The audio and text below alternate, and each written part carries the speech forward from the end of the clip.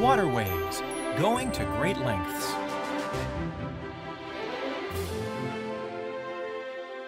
If you want to travel across the country, you might ride in a car, take a train, or fly on an airplane.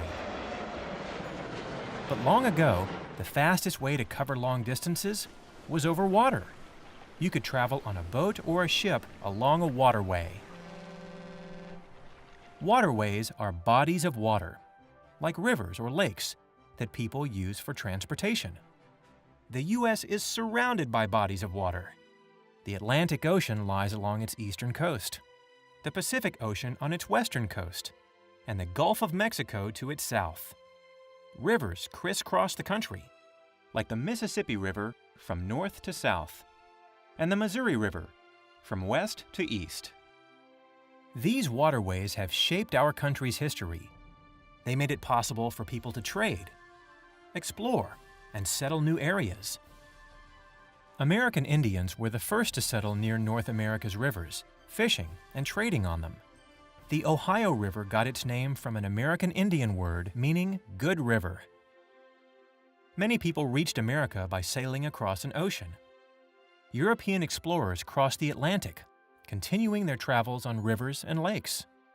The Hudson River is a clue to that history.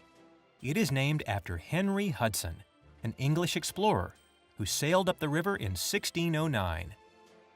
European colonists, like the Pilgrims who came in 1620, also used the ocean to reach America. They, and many immigrants that came after them, often built towns and cities near waterways. As the country expanded, more people headed west. Many of them wanted to travel by water and needed new water routes. So in 1804, explorers Meriwether Lewis and William Clark set off to find a water route that stretched across the continent. But after traveling the length of the Missouri River, they discovered that one did not exist.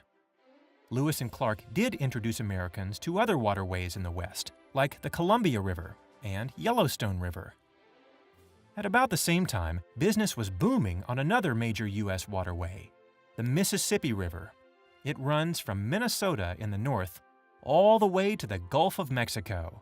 That's more than 2,000 miles of waterway.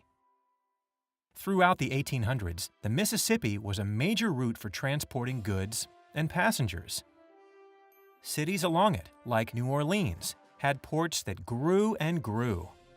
But even America's many rivers and lakes did not get people or their goods as far as they needed to go. The solution?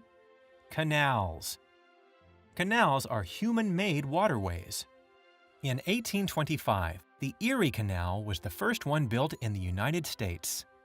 It connected Lake Erie, one of the 5 Great Lakes, with the Hudson River.